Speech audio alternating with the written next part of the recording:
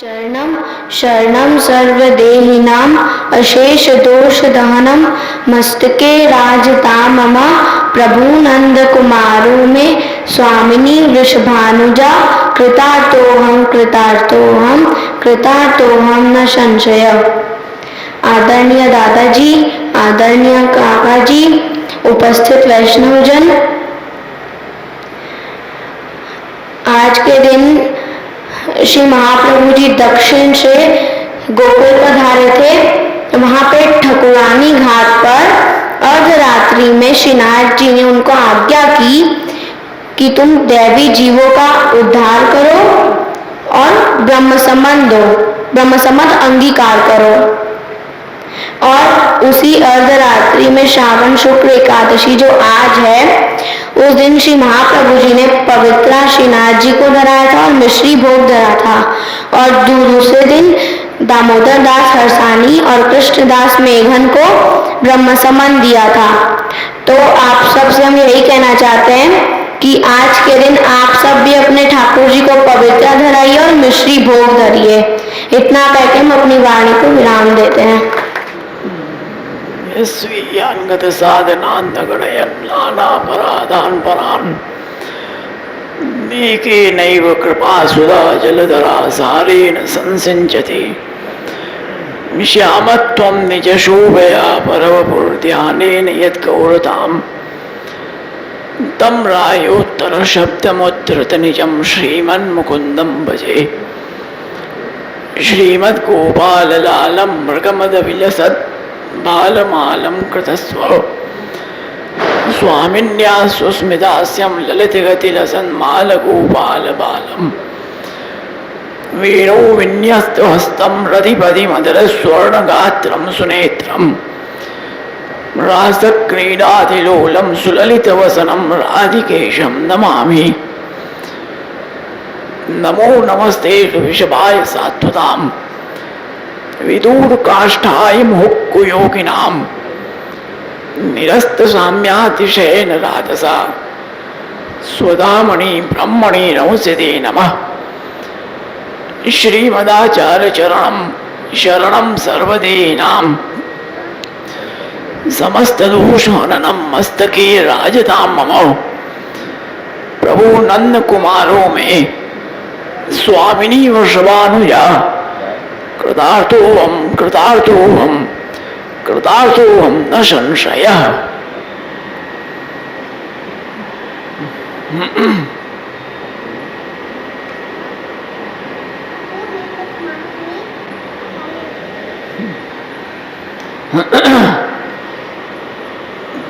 सर्वप्रथम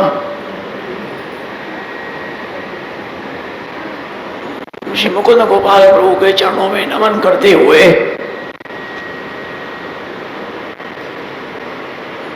जगत गुरु वल्लभाचार्य के चरणों में नमन करते हुए श्री विठलेश प्रभु चरण के चरणों में नमन करते हुए परम आदरणीय काका जी के चरणों में नमन करते हुए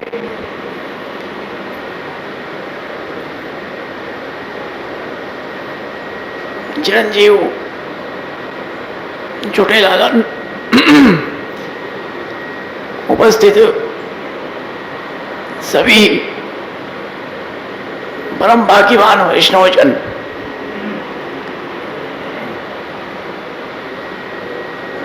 जैसा कि आज का दिवस सर्वविदित है, पुष्टि प्रागट्य का दिवस है।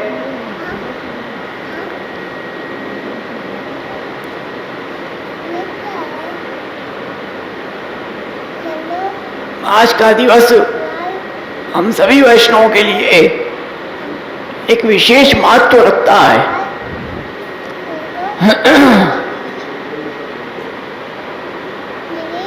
क्योंकि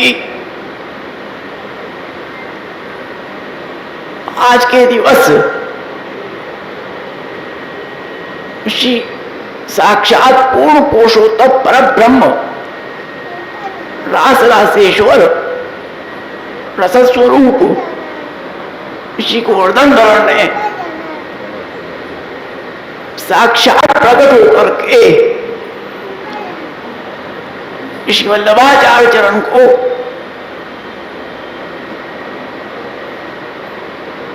वचनामृत का दान दिया।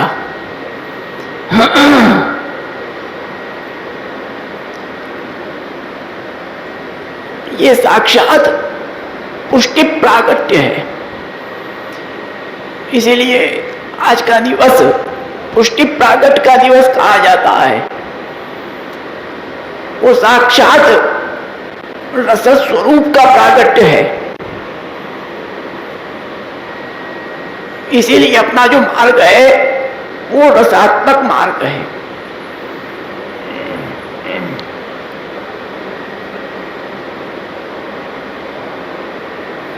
श्री गोवर्धन धर ने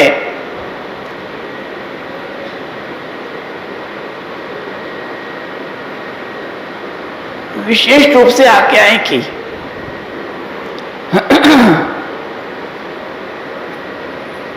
इसमें हमको ये समझने का एक विशेष है कि ये जो प्रथम बार श्री गोवर्धन धर ने जो आज्ञा की, इसमें क्या विशेष आज्ञाएं की, इसको समझो। सबसे पहले आपने आज्ञा की कि जीवों को अंगीकार करो, ब्रह्म संबंध करणात् सर्वेषां देह जीवयोः सर्वदोष निवृत्तिर्हि। सबसे पहले तो आपने आज्ञा की कि ब्रह्म संबंध के माध्यम से, ब्रह्म संबंध कराने से साक्षात उस जीव का मेरे से संबंध हो जाएगा।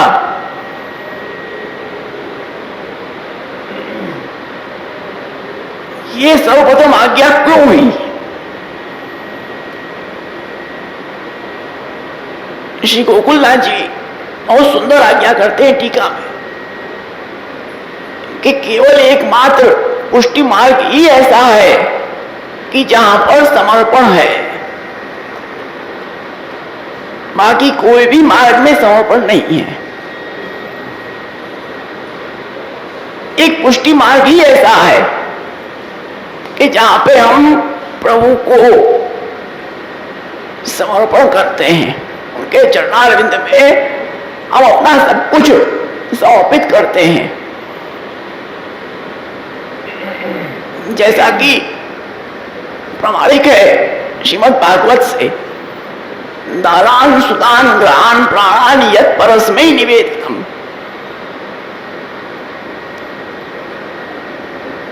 तो समर्पण तो केवल पुष्टि मार्ग में है। क्यों? बाकी जितने भी अन्य जो पूजा मार्ग हैं वहां पर जीव समर्पित नहीं करता है, इस बात को समझना। वहां समर्पित नहीं करता है, वहां तो केवल उनको दान रूप में दे दिया जाता है।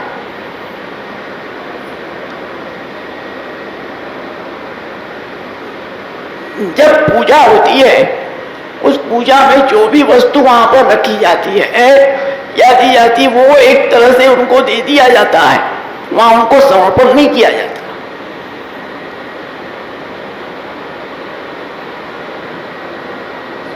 और अपने पुष्टि मार्ग में समर्पण है,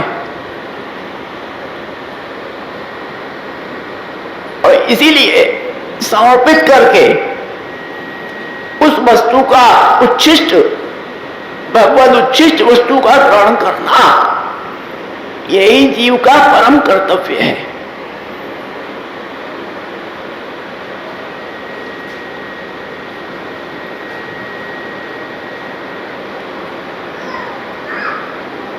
जब समर्पण हो जाएगा तो उससे क्या होगा कि उस समर्पण से, ब्रह्म संबंध से हमारे अंदर रहा हुआ जो ममत्व का जो अध्यास है वो नष्ट हो जाएगा।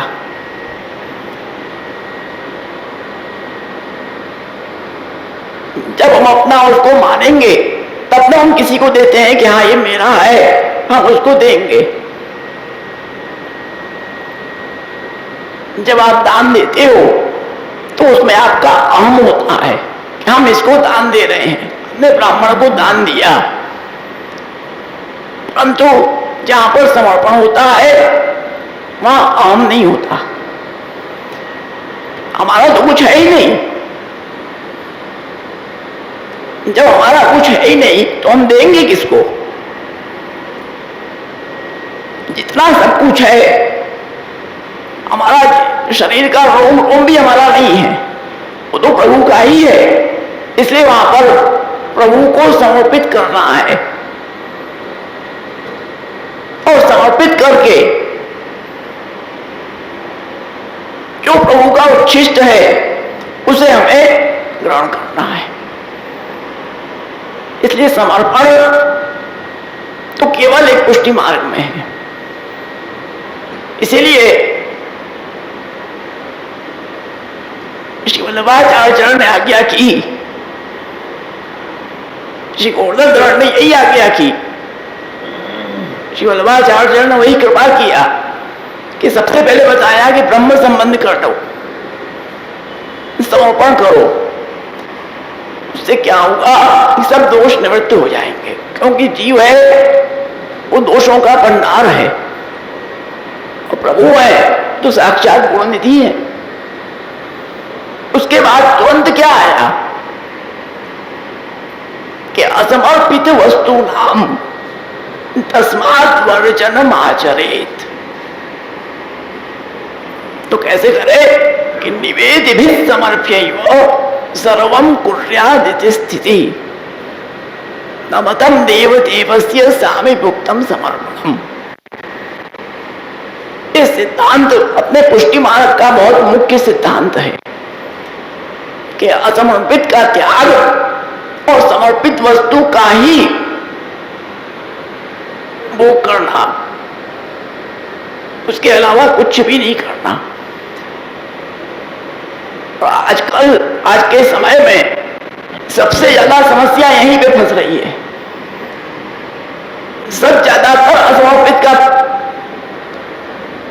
भोग कर रहे हैं, असमर्पित ही खा रहे हैं, इसलिए बुद्धि भ्रष्ट हो रही है। जो सबों का स्वभाव बदलने का कारण, बुद्धि बिगड़ने की कारण, मन खराब होने का कारण क्या है कि असमर्पित खाना।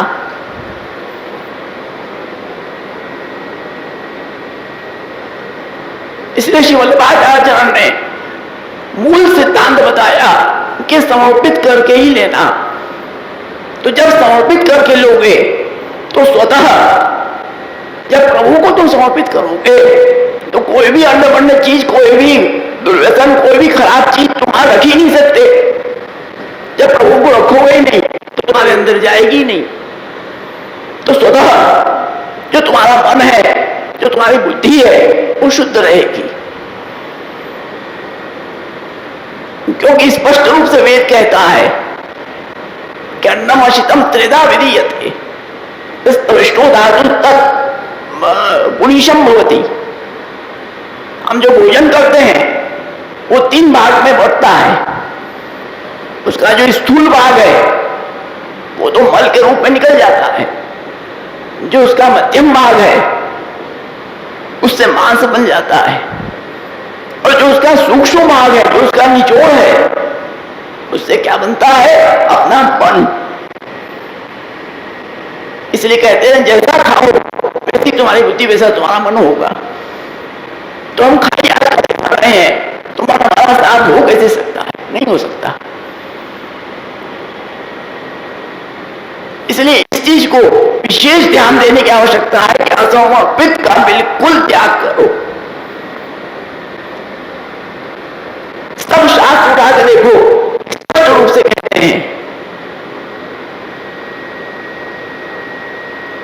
भुंजते ये दुखम पापा ये पचन्त्यात्म कारणात्। श्रीमद् भगवत गीता स्पष्ट कह रही है, श्रीमद् भागवत स्पष्ट कह रही है कि समर्पित लो। आप प्रभु को रखे बिना प्रभु को धरे वो वस्तु मत लो। और उसके भी कई प्रकार हैं, वो भी कोई समझ नहीं पाता है। श्री गोकुलदास जी बहुत सुंदर आज्ञा करते हैं कि यहां तक अपने को तो लेना ही लेना है, साथ साथ में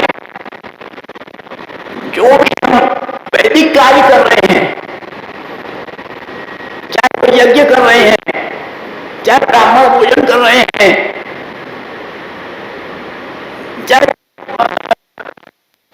श्राद्ध कर रहे हैं, तो ये जितना भी हम कर रहे हैं ये सब भी प्रभु को पहले धरो।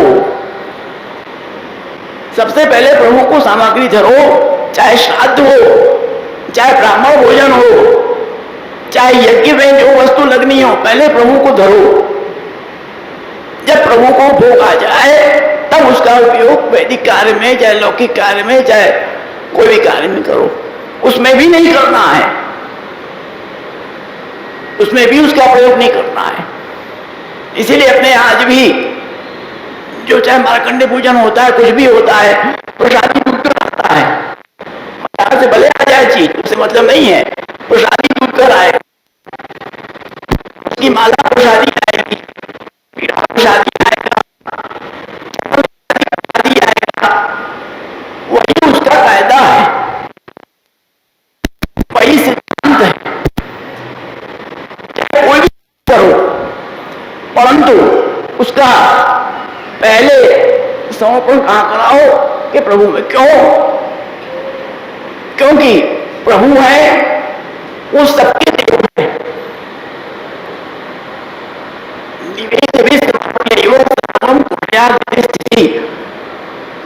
नमतम देव देवस्य सामिभूतम समर्पणम। क्योंकि वो देवों के देव हैं, वो तो सबसे बड़े हैं, मूल हैं, सब उनके नीचे हैं, सब उनके निर्देश में चलते हैं, उनकी आज्ञा से चलते हैं। तो जब प्रभु आरोप लेंगे, फिर जब उनको प्राप्त होगा तो वो भी प्रसन्न होंगे, तब उनकी, क्योंकि वो सबको देवादि देव है प्रभु। तो इसीलिए श्रीमद् भागवत में भी सप्तम स्कंध में स्पष्ट आता है कि विष्णु निवेदितान देन यष्टव्यम देवतांतरम पितृभ्यश्चापि तद्देयम् तदानन्त्याय कल्पतो।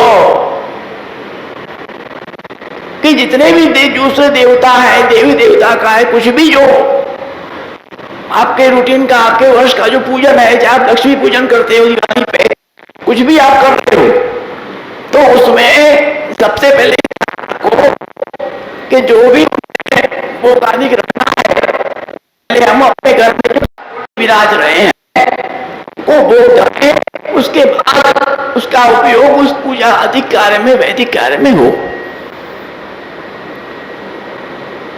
उसके पहले नहीं हो। बाहर से लाके रखो अलग चीज है, परंतु प्रसादी वस्तुवान जरूर कुछ न कुछ होनी चाहिए। चाहे ब्राह्मण भोजन हो तो पहले प्रभु को आओ, प्रभु रोक ले, तब ब्राह्मणों को प्रसाद ले आओ। चाहे श्राद्ध कर रहे हो तो पहले, उसमें कोई समस्या नहीं है, श्राद्ध का भोजन पहले प्रभु, सामग्री पहले प्रभु को अंगीकार हो, उसके बाद आप श्राद्ध करो, कोई समस्या नहीं है।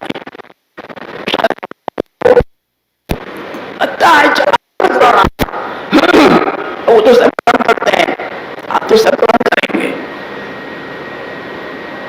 तो जब प्रभु को समर्पित हो जाएगा तब उनको आप ब्राह्मण भोजन पीछेगा जो आप करो, उसमें कोई समस्या नहीं है, परंतु असमर्पित मत करो, इसको बिल्कुल छोड़ो। और साथ साथ में ये भी ध्यान रखना है कि आज ऐसा कई बार होता है, कोई चीज हमने लाके घर में रखी प्रभु के लिए, और उसमें चाहे जान के या अनजाने से अपने घर में कोई बच्चे हैं, कोई स्त्री है, कोई है, उसने उपयोग कर लिया, अपने प्रभु के लिए रखी है, उसका उपयोग कर लिया, तो अब उस उपयोग की हुई चीज में से जो बची हुई चीज है वो प्रभु को नहीं आएगी। इस बात का ध्यान रखना। वो सामयिक भोग तो नहीं आएगा प्रभु को कि उसमें से आपने ले लिया, किसी ने ले लिया और फिर बचा हुआ प्रभु को धर रहे हो, ये नहीं हो सकता। प्रभु को तो जो आप लाए वो पहले प्रभु को अंगीकार होगा, तब किसी को होगा। उसमें से जरा सा भी आपने ले लिया तो आप प्रभु को धरते हो तो महान दोष है। और साथ साथ में आप कहीं बाहर गए हो, आपने अपने लिए भी सब वस्तु लिया, आपने अपने लिए सब वस्तु खरीदा, कोई अच्छी वस्तु लगी उसको भी लिया और उसको लेके आप आए, सब एक साथ लेके आए, परंतु आपने सबसे पहले अपनी जो वस्तु आप लाए थे उसको आपने पहन लिया, उसका उपयोग कर लिया। अरे ठाकुर जी की वस्तु नहीं किया उपयोग, परंतु साथ में लाए और आपने अपनी वस्तु तो पहले उपयोग कर, फिर बाद में उपयोग कर, तो वो भी नहीं चलेगा, उसको क्या समर्पित नहीं कर सकते, वो भी गलत है।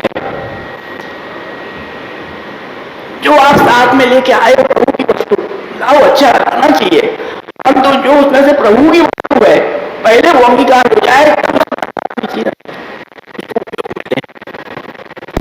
ये नहीं कि अपनी चीज तो हमने उपयोग कर लिया, प्रभु की चीज पड़ी है अब कराएंगे हम, ऐसे नहीं, वो नहीं कर सकता, वो भी गलत है।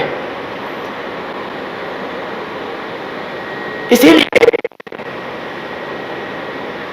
स्पष्ट रूप से अपने यहाँ यही सिद्धांत है, यही आज्ञा की है कि जो अपने उपयोग की वस्तु है, हमें मालूम है कि हमें इस वस्तु का उपयोग करना है, तो सबसे पहले उसको प्रभु को समर्पित करो, तब उसका उपयोग करो। इसीलिए आता है कि दारान सुतान ग्रहान प्राणान, आपका विवाह हुआ, पत्नी आपके घर आई, अब उस पत्नी का भोग वो पति करेगा। इसीलिए सबसे पहले अपने यहाँ आज प्राचीन से क्रम है, अब तो वो सब क्रम खत्म हो गए, अब तो सुविधा के हिसाब से ब्रह्म संबंध होते हैं। जब सुविधा हुई, जब देखा तो पहले ऐसे नहीं था, क्रम प्राचीन ये है कि विवाह हुआ और तुरंत पहले ब्रह्म संबंध, तब जाके पति का संबंध उससे बनेगा, उसके पहले उसका संबंध पति से नहीं बनना चाहिए। ये मूल सिद्धांत है, सबसे पहले ब्रह्म संबंध। अब तो जब इच्छा होती है, जब सुविधा होती है, सब कुछ परिवार आगे बढ़ जाता है, बच्चे हो जाते हैं, तब जाके ब्रह्म संबंध दिवाते हैं, तो ये दशा है, ये गलत है। पहले वहां प्रभु के चरणारविंद में उसका समर्पण होना चाहिए। हमारा पुत्र हुआ तो तुरंत 50 दिन हुए, 52 दिन हुए, तुरंत कंठी दिवाओ। ये नहीं कि 2 महीना 3 महीना बीत रहा है, नहीं, तुरंत कंठी दिवाओ। और जब उस उपयोग योग्य हो गया तो तुरंत ब्रह्म संबंध दिवाओ, उसमें लेट मत करो, क्योंकि वहां समर्पण करना है, आप उसका उपभोग कर रहे हो, वो गलत है। प्रभु को समर्पित करा दिया, तत्पश्चात आप उपभोग करो, उसमें कोई दोष नहीं है, क्योंकि समर्पण है। जब समर्पण कर दिया जाता है तो उस समर्पित वस्तु का, उच्छिष्ट वस्तु का उपभोग करने में उस जीव को कोई दोष नहीं है, वही उसका कर्तव्य है। इस बात को खास ध्यान रखो। इसलिए आज के समय में इस चीज को बहुत ध्यान देने की आवश्यकता है कि समर्पित को भी हम ग्रहण करें, असमर्पित का जितना हो सके उतना त्याग करें, इस पे बहुत ध्यान देने की आवश्यकता है।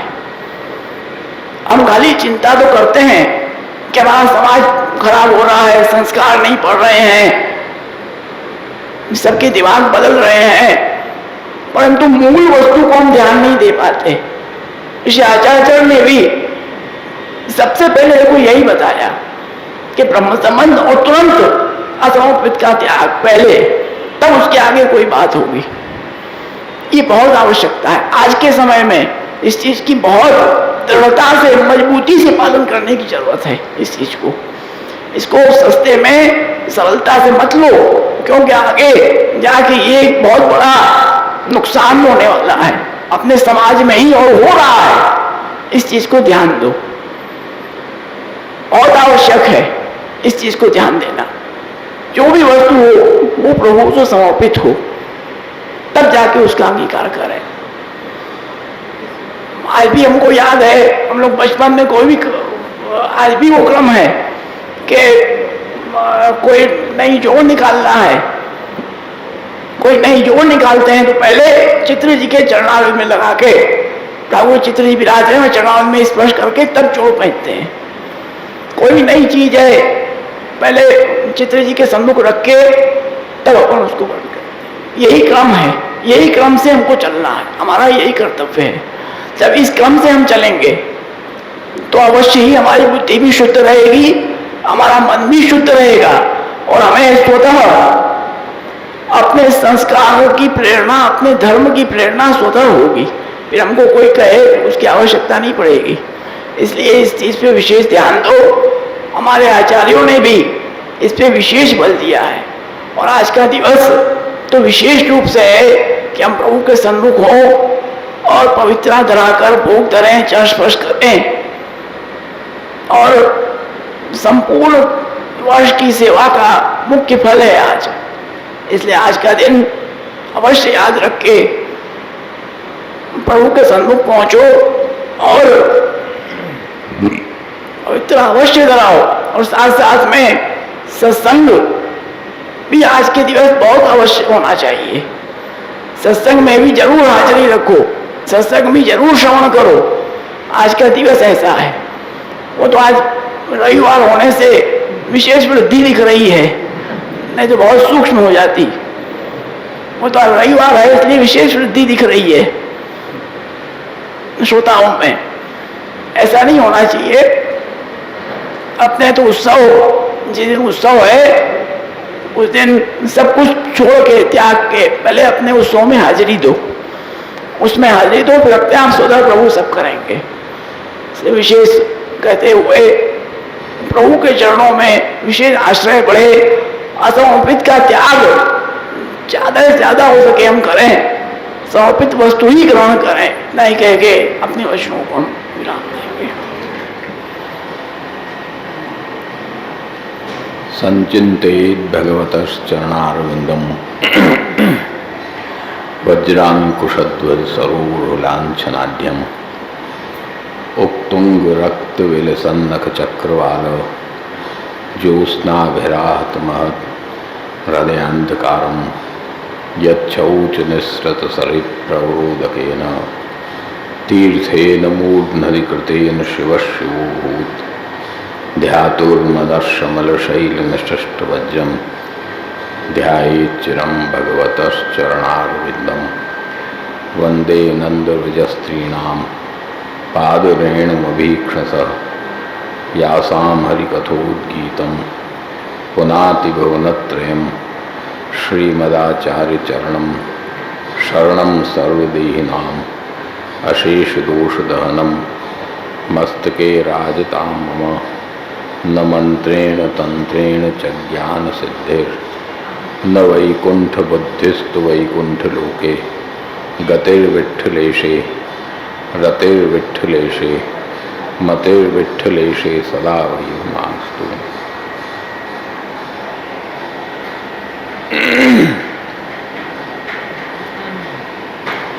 सर्वप्रथम श्री वल्लभ प्रभु के चरणों में वंदन करते हुए चिरंजीव बाबा साहब, उपस्थित परम भाग्यवान समग्र वैष्णवजन, आज का दिवस आप सबको सर्वविदित है,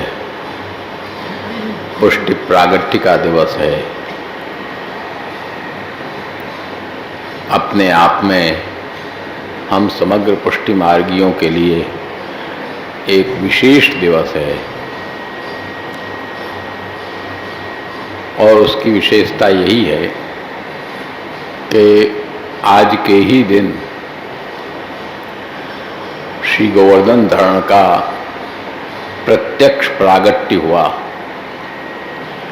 इसलिए आपने आज्ञा किया के श्रावणस्यामले पक्षे एकादश्याम महानिशि साक्षात् भगवता प्रोक्तम तदक्षरश उच्यते।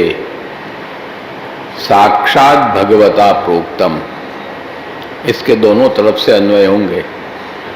भगवता के साथ अन्वय करेंगे यदि अपन, तो साक्षात प्रभु ने प्रकट होकर के आज्ञा की, अवतार लेकर के नहीं, अंशावतार से नहीं, आवेशावतार से नहीं, स्वयं साक्षात प्रकट होकर के पूर्ण पुरुषोत्तम ने आज्ञा की। और जो प्रोक्तम के साथ अन्वय करेंगे, साक्षात प्रोक्तम भगवता, तो हो जाएगा कि साक्षात प्रभु ने आज्ञा की, प्रेरणा न किया, अनुभव नहीं कराया, कोई आकाशवाणी नहीं हुई और कोई माध्यम नहीं था, सीधा संवाद श्री महाप्रभु जी से हुआ। इसीलिए उसके बाद तुरंत मधुराष्टक की रचना हुई। तो यहां पर साक्षात भगवता प्रोक्तम जो शब्द आपने दिया है, वो शब्द देने से ये बात भी साथ में सिद्ध हो जाती है कि जिस तरह वेद है, जिस तरह भगवत गीता है, जिस तरह श्रीमद् भागवत है, उसी तरह से सिद्धांत रहस्य ग्रंथ भी है। वो जरा भी न्यूनता उसके अंदर नहीं है।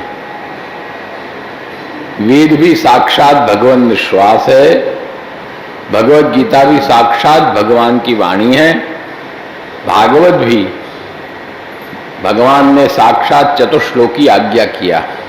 भागवत चतुश्लोकी जो आती है वो साक्षात प्रभु ने आज्ञा किया, और ये भी साक्षात आज्ञा है। तो ये भी श्रीमद् भागवत के समान ही प्रमाण है, इसमें कहीं कोई कमी नहीं है। इसलिए कहा साक्षात भगवता प्रोक्तम तदक्षरश उच्यते। उसको अक्षरशः जो भगवान ने आज्ञा की थी, उसको अक्षरशः श्री वल्लभाचार्य चरण ने अपने शब्दों में बांध करके आज्ञा किया ग्रंथ रूप में। और इसीलिए ये इसका नाम भी रखा गया सिद्धांत रहस्य। ये ग्रंथ सब ग्रंथ है, परंतु ये सिद्धांत रहस्य है। सिद्धांत का रहस्य इसके अंदर छुपा है, क्यों? इसमें साक्षात प्रागट्य है। और आपने उसी समय पवित्रा भी धराया और मिश्री भी अरोगाया। इसलिए आज भी पवित्रा के दिन मिश्री भोग धरने का विधान है, चाहे वो कितना भी बड़ा आदमी हो, चाहे वो गरीब आदमी हो। मिश्री भोग दोनों जगह समान ही रहेगा, उसमें कोई फर्क नहीं आएगा। तो कहने का तात्पर्य कि कृपा करके श्री जी बाबा की कृपा और श्री महाप्रभु जी की कृपा। श्री महाप्रभु जी को जब चिंता हुई, अपनी चिंताएं तो व्यर्थ की चिंताएं होती है सब। महाप्रभु जी को जो चिंता हुई, वो चिंता बड़ी गंभीर थी। जैसे व्यास जी को जब चिंता हुई तो श्रीमद् भागवत प्रकट हुआ।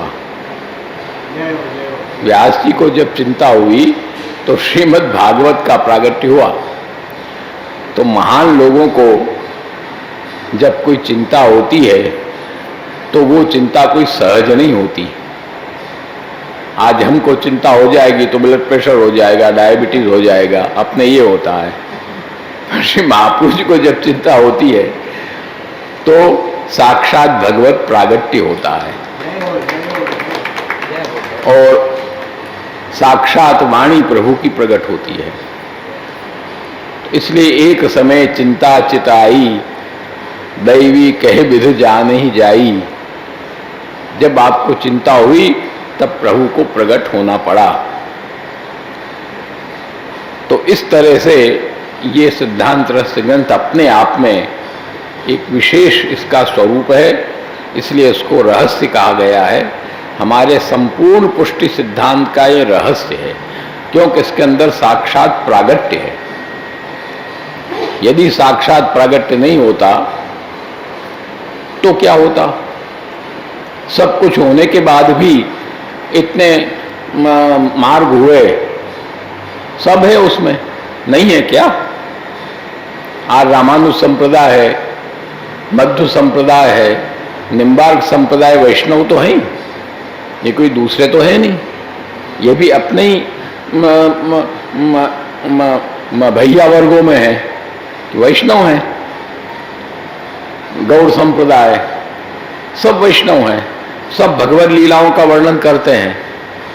अच्छी अच्छी सुंदर सुंदर रसात्मक लीलाएं हैं इनके अंदर भी, नहीं ऐसी बात नहीं है। परंतु वहां भी उन लोगों के अंदर भी मुख्य बात ये होती है कि प्रभु भक्तों के लिए प्रकट होते हैं, स्वरूप धारण करते हैं, साकार होते हैं नहीं। इस बात को समझना है तो निराकार तत्वरूप, परंतु भक्त कार्यार्थ, वो भक्त के मनोरथ को पूर्ण करने के लिए आकार स्वरूप ग्रहण करके अवतरित होते हैं और भक्त को उसका सुख देते हैं, परंतु है तो निराकार ही। बस यहीं आकर तो समस्या फंस गई, इसलिए तो आया उसमें सरस्वती तजी आधी वल्लभाख्यान, त्यासी त्याथी केशी घाट पाऊं धारिया, कही कथा तत्व समाधि, रस पुंज पुरुषोत्तम प्रमाण्या, सरस्वती तजी आधी। ये शब्द कहा है गोपाल दास जी ने। सरस्वती जी के हृदय में जो कष्ट था, आधि माने मानसिक कष्ट, आधि व्याधि और उपाधि तीन होती है। उपाधि होती है वो अचानक आपत्ति आकर पड़ती है, प्राकृतिक वगैरह जो भी वो होती है। अपने व्याधि होती है वो शरीर की होती है, रोगजन्य, और आधि होती है वो मानसिक होती है। सरस्वती जी को मानसिक कष्ट था कि जो वेदों में हमने प्रतिपादन किया है उस चीज को तो कोई कह ही नहीं रहा है। जो कह रहे हैं सब घुमा फिरा के कह रहे हैं, वेदों ने तो साक्षात प्रतिपादन किया है, वो तो कोई कह ही नहीं रहा है। साकार का प्रतिपादन किया, वो कोई कह ही नहीं रहा है। जब श्री महाप्रभु जी प्रकट हुए, इसलिए श्री महाप्रभु जी को ही आज्ञा हुई। प्रकटन हृदय स्नाग्या प्रादुरासीत तम प्रपद्ये हुताशम। हाँ वो आयो, देखो तस्यैवात्मानुभाव, प्रकटन प्रथम ही श्लोक है वल्लभाष्टक का। तस्यैवात्मानुभाव प्रकटन हृदय स्याज्ञया प्रादुरासीत, भूमौ यह सन मनुष्या कृतिरति करुण तम प्रपद्ये हुताशम। साक्षात श्री महाप्रभु जी को ही आज्ञा देना पड़ा कि जाओ, अंशावतार को भेजा, आवेशावतार को भेजा, विभूतियों को भेजा, सब कोई आए, परंतु ये चीज कोई भी प्रकट कर नहीं सका। सब उसी चक्कर में थोड़ा बहुत आगे बढ़ बढ़ के रुक गए। इसलिए प्रभु को अंत में श्री महाप्रभु जी को ही आज्ञा देनी पड़ी कि आप जाओ। आप जाओगे तभी क्या होगा? तस्यैवात्मानुभाव, आत्मानुभाव, प्रकटन हृदय, जो प्रभु की स्वयं की आंतरिक इच्छा थी, उस आत्मानुभाव का प्रकट प्रागट्य तो श्री महाप्रभु जी ही कर सकते हैं, दूसरा कोई नहीं कर सकता, केवल श्री वल्लभाचार्य चरण। इसलिए सर्वोत्तम में आया साकार ब्रह्मवादैक स्थापक, एकमात्र साकार ब्रह्मवाद का स्थापन करने वाले श्री वल्लभाचार्य चरण हैं। और इसीलिए ये जो ग्रंथ है ये साक्षात प्रागट्य का ग्रंथ है। यहाँ साकार प्रागट्य हुआ है आपका और श्री महाप्रभु जी से संवाद हुआ है साक्षात, इसलिए इसको कहा गया कि सिद्धांत रहस्य, सिद्धांतों का रहस्य यही है। प्रकट होकर के आपने आज्ञा की कि जीवों को अंगीकार करो। पहले अष्टाक्षर मंत्र का दान होता था, परंतु साक्षात भगवान मुखारविंद का संबंध तो बिना ब्रह्म संबंध के नहीं है। वहां तो ब्रह्म संबंध लेने के बाद ही तद्धा तद गोपिकेश सौदन कमले चारों हासे करोति वल्लभाष्टक। अद्धा माने साक्षात, ब्रह्म संबंध के बाद ही सेवा का अधिकार प्राप्त होता है, उसके पहले साक्षात सेवा का अधिकार प्राप्त नहीं हो सकता। जो ब्रह्म संबंध लेगा, इसीलिए आपने आज्ञा किया, मिश्री भोग धरा, पवित्र धराया और फिर सबसे पहले प्रातःकाल उठकर भगवद आज्ञा का आपने पालन किया। हरसानी जी और कृष्णदास मेघन, वार्ता साहित्य में खाली हरसानी जी का ही उल्लेख है। सब लोग वार्ता पढ़ते होंगे, वहां केवल हरसानी जी का ही उल्लेख है, परंतु अपने घर के श्री यदुनाथ जी, श्री यदुनाथ जी ने षष्ठ लाल जी श्री यदुनाथ जी ने वल्लभ दिग्विजय नाम का ग्रंथ लिखा है। उस ग्रंथ में आपने स्पष्ट उल्लेख किया है कि दामोदर दास हरसानी और कृष्णदास मेघन, इन दोनों को प्रथम ब्रह्म संबंध दिया एक साथ। इसलिए अपन तो वही मानेंगे। श्री यदुनाथ जी ने लिखा है, अपने घर का प्रमाण है, तो हम तो वही मानेंगे कि दोनों को एक साथ ब्रह्म संबंध हुआ। उसमें कोई कारण से प्रूफ मिस्टेक या संपादन की मिस्टेक से छूट गया हो, परंतु श्री यदुनाथ जी का प्रमाण प्रथम है। तो दोनों एक साथ, दोनों को ब्रह्म संबंध आपने वहां दिया, अंगीकृति हुई। तब से साक्षात भगवत सेवा का अधिकार जीवों को भी प्राप्त हुआ और ये क्रम चला। और इसीलिए अस्मर्पित का भी त्याग, जो बाबा साहब ने बात कही, ये भी बहुत आवश्यक है। आज के समय में अब नहीं हो सकता है तो उसका विकल्प तो करो। कम से कम अपने घर में, ऐसा प्राचीन लोग कहते रहे, अपने पुराने अपने गोपाल दास जी सोनावाले और ये कहते रहे, एक महाराज आज्ञा करते रहे कि प्रसादी नमक रखना घर में। ऐसा सुनी हुई बात है हमारी। और प्रसादी मिश्री ऐसा रखो घर में, वो पधरा दो और फिर आनंद से प्रसाद लो। न हो सके तो कम से कम वो तो करो। अकरणात् मंद कर्णम श्रेय, नहीं करने से कम वो तो करो। आजकल तो फैशन भी है तुमको नमक ऊपर से छांटने की, इसलिए उसमें चिंता नहीं है, उसमें किसी को शर्म नहीं आएगी। आजकल की फैशन है, नमक की डब्बी रखे रहो, ड्राइंग क्या कहते हैं वो टेबल, क्या कहते हैं, खाने की टेबल, डाइनिंग टेबल। आजकल डाइनिंग टेबल चल गया, नीचे तो कोई से बैठा जाता नहीं। अब तो खराबा निकालेंगे तो भी बैठ के ऊपर, और खाएंगे तो भी ऊपर बैठ के, दोनों ऊपर बैठ के ही चालू हो गया है। तो उस पर नमक छीट के अपना खाओ। मान लो नहीं हो सकता, कम से कम इतना तो करो, क्योंकि बहुत आवश्यक है। ये चीज अत्यंत आवश्यक है, क्योंकि भीष्म पितामह जैसे भी बहिर्मुख हो गए। भीष्म पितामह बहिर्मुख क्यों हुए, इसका कारण क्या है? हरिराय चरण स्पष्ट आज्ञा करते हैं शिक्षा पत्र में कि दुस्संगाद नज दोषाभ्याम अभूत भीष्मो बहिर्मुख। ये तो भीष्म पितामह महान भक्त, गंगा पुत्र, उनके समान कोई भक्त है जिनके कारण प्रभु ने प्रतिज्ञा तोड़ी? प्रभु ने स्वनिगमम अपहाय मत प्रतिज्ञाम मृतम अधिकर्तुम मवप्तो रथस्थ धृतरथ चरणों भयाच्चलद गो हरे व हंतुमेवम गतोत्तरी है, उन्होंने वर्णन किया है कि मेरे लिए आपने अपनी प्रतिज्ञा तोड़ दी। ऐसे भक्त हैं वो, उनको भी बहिर्मुखता क्यों आई कि वो भगवत सन्मुख जो पांडव थे उनका पक्ष नहीं ले पाए और जो भगवत विमुख कौरव थे उनका पक्ष लिया और अधर्म को सहन किया, बैठ के अधर्म को देखा, उनके सामने ही सब हुआ था, छिपके नहीं हुआ था। तो उसका कारण हरिराय चरण बता रहे हैं कि दुस्संगात, दुस्संग सबसे बड़ा कारण दुस्संग था। और अन्न दोष, दुर्योधन का अन्न खा रहे थे। ठाकुर जी ने दुर्योधन का अन्न स्वीकार नहीं किया है, ध्यान देना।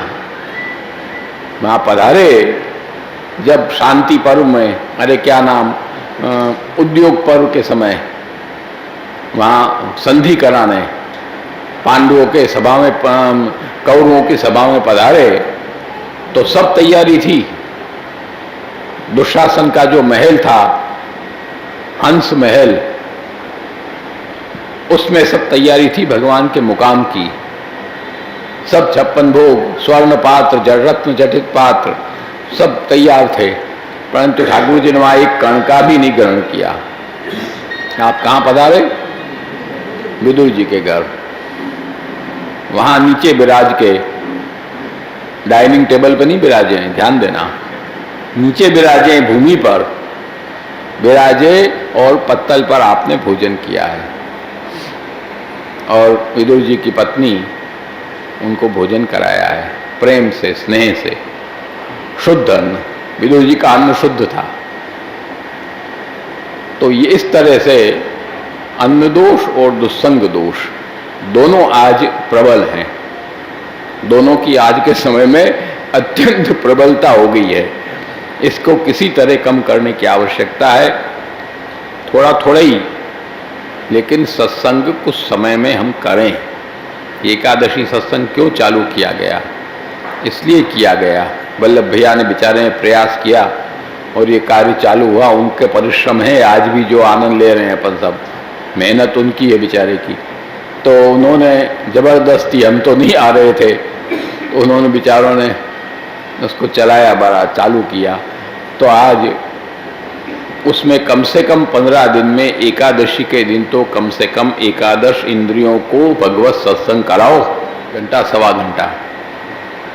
तो हम 15 दिन में भी 1 घंटा सवा घंटा ना निकालें तो फिर क्या मतलब है? तो फिर क्या कोई कह सकता है? तो ऐसा है कि इसलिए हमको उस चीज़ की अत्यंत आवश्यकता है।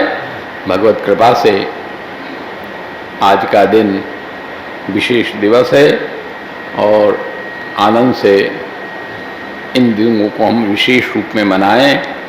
श्री यमुना जी की कृपा कि जो जीव के लिए आज भी भूतल पर विराज रहे हैं, इतना कष्ट सहन करके भी श्री यमुना जी क्यों विराज रहे हैं भूतल पर आज भी? जीव जो इतने जेक भी पुष्टि में आएगी, जीव जब तक रहेगा तब तक श्री यमुना जी विराजेंगे, क्योंकि श्री यमुना जी की जवाबदारी है जीवों को वापस लीला में पहुंचाने की। इसलिए आप आज भी विराज रहे हैं और उन्हीं की कृपा से पुष्टि में हमको प्रवेश भी मिलता है। तो इसलिए हमको प्रयास करके कार्यों को करना है। अपने संप्रदाय के कार्यों को विशेष आग्रह से हम करें, समय को निकालें। समय निकालना पड़ता है, समय निकलता नहीं है। लौकिक संसार में अपन इतने फंसे हैं, उसमें से हमको समय निकालना ही पड़ता है। बिना समय निकाले स्वतः समय सामने से आ जाएगा, ऐसा नहीं होता है।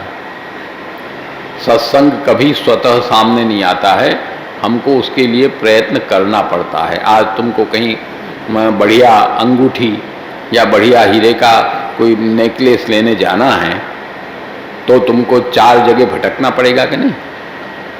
4 दुकानों में घूमोगे कि नहीं? चेक कराओगे, ये करोगे, भाई इनको दिखा दो सही है कि नहीं, इनको दिखा दो, तब उसको लोगे कि नहीं? मेहनत करोगे कि नहीं उसके पीछे?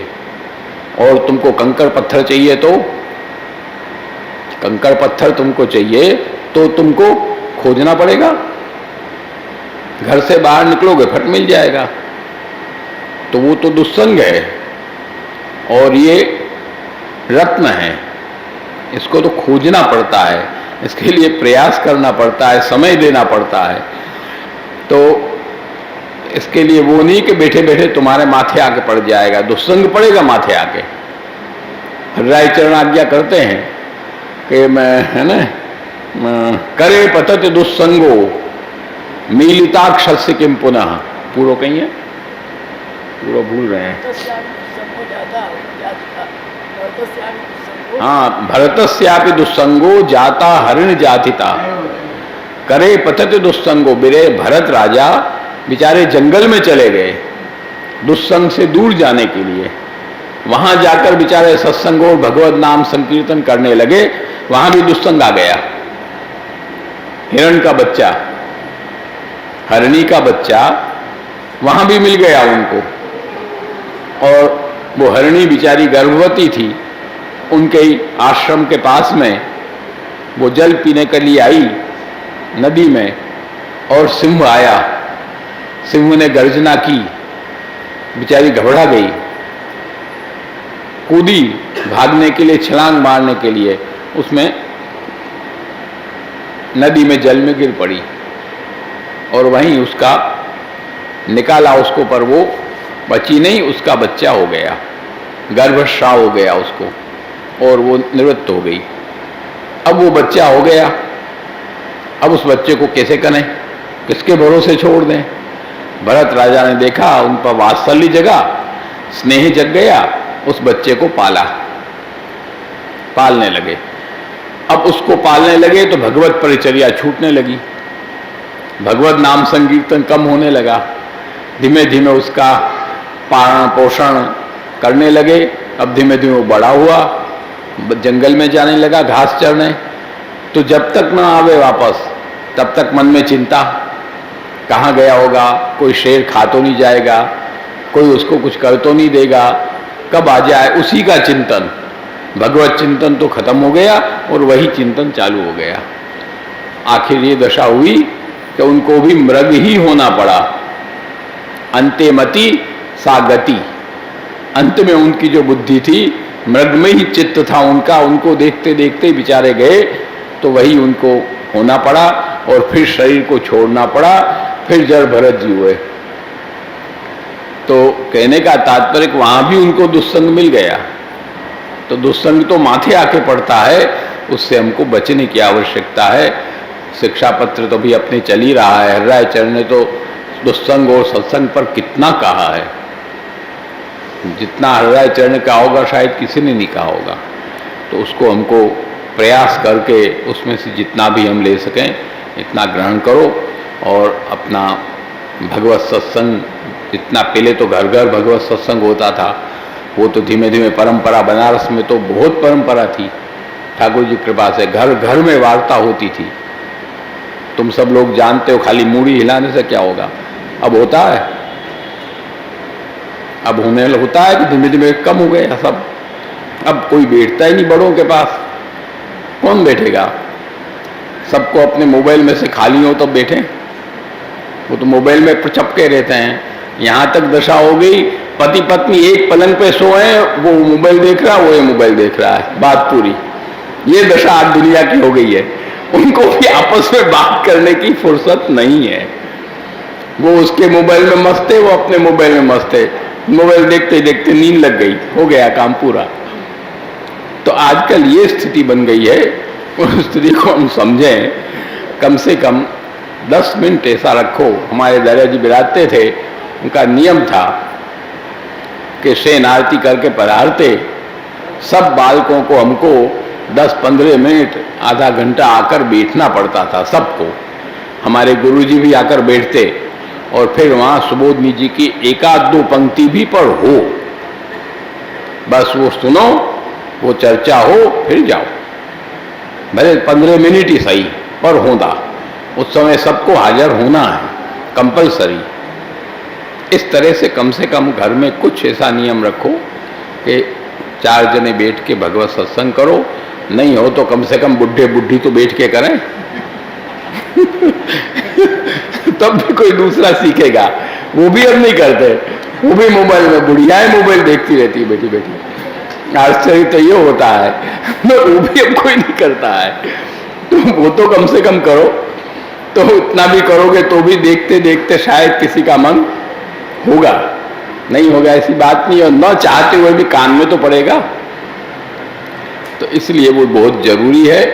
थोड़ी देर ही सत्संग को भले, पर अवश्य सत्संग करो और आनंद से भगवत चरणारविंद में अपनी रति को बढ़ाओ। इतने कहते हुए आज पुष्टि प्रागट्य का दिन है, और आज के दिन जो ग्रंथ प्रकट हुआ उस ग्रंथ का एक बार पाठ सब कर लो। हम बोलेंगे, फिर आप सब लोग बाद में बोलना, करके तब अपन समापन करेंगे। मले पक्षे एकादश्यां महानिशि साक्षात् भगवता प्रोक्तम तदक्षरश उच्यते ब्रह्म संबंध करणात् सर्वेषां देह जीवयोः सर्वदोष निवृत्तिर्हि दोषाः पंचविधा स्मृताः सहजा देश कालोत्था लोक वेद निरूपिताः संयोगजा स्पर्शजाश्च न मंतव्या कथंचन अन्यथा सर्वदोषाणां न निवृत्तिः कथंचन अस्मर्पित वस्तूनां तस्माद्वर्जनमाचरेत् निवेदिभिः समर्प्यैव सर्वं कुर्यादिति स्थितिः न मतं देवदेवस्य सामिभुक्त समर्पणम् तस्मादादौ सर्वकार्ये सर्ववस्तु समर्पणम् दत्तापहार वचनम् तथा च सकलं हरे न ग्राह्यमिति वाक्यं हि भिन्न मार्ग परम मतम् सेवकानां यथालोके व्यवहारः प्रसिद्ध्यति तथा कार्यं समर्प्यैव सर्वेषां ब्रह्मता ततः गंगात्वं सर्वदोषाणां गुणदोषादिवर्णना गंगात्वेन निरूप्या स्यात् तद्वदत्रापि चैव हि इति श्रीमद् वल्लभाचार्य विरचितम् सिद्धांत रहस्यम् संपूर्णम्।